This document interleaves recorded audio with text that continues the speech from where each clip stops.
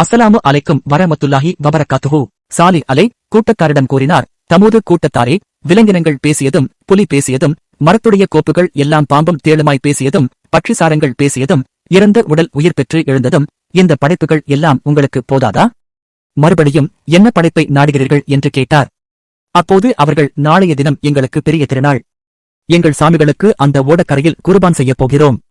நீரும் அவ்விடத்தில் வந்து உம்முடைய ரப்பிடத்தில் துவா செய்யும். நாங்களும் எங்கள் சாமியிடத்தில் துவா செய்கிறோம். யாருடைய வேண்டுதல் கபூல் ஆகிறது என்பதை பார்க்கலாம் என்றார்கள். அந்த பண்டிகை நாளான போது அவர்கள் எல்லோரும் அழகாக சாமிகளை ஆசனத்தில் நிறுத்தி வைத்து, பெரிய சாமியை பொன் பீடத்திலே நிறுத்தி வைத்து, ராஜா ஜுந்தஹு என்பவனும் பொன் சிம்மாசனத்தின் மேல் இருந்தான். கூட்டத்தினர் எல்லோரும் கூடியிருந்தார்கள்.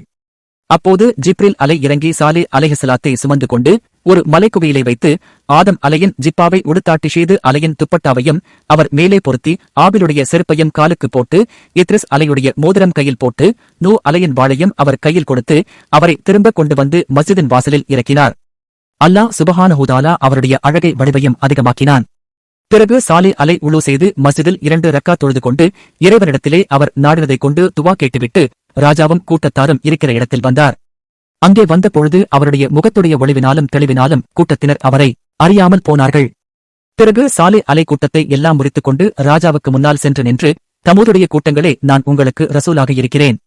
நீங்கள் எனக்கு நம்பிக்கை கொள்ளுங்கள். அதாவை விட்டு நீங்கி சலாமத்து பெறுவீர்கள் என்றார். அப்போது கூட்டத்தார், சாலிஹ் அலையே, உம்முடைய ரப்பிடத்தில் இருந்து ஒரு அற்புதத்தை காண்பிக்க நாங்கள் கேட்கிறோம் என்றார்கள். அதற்கு சாலிஹ் நபி, என்ன அற்புதம் நீங்கள் நாடுகிறீர்கள் என்றார். அவ்விடத்தில் ஒரு வெள்ளைக் கல் உண்டாயிருந்தது.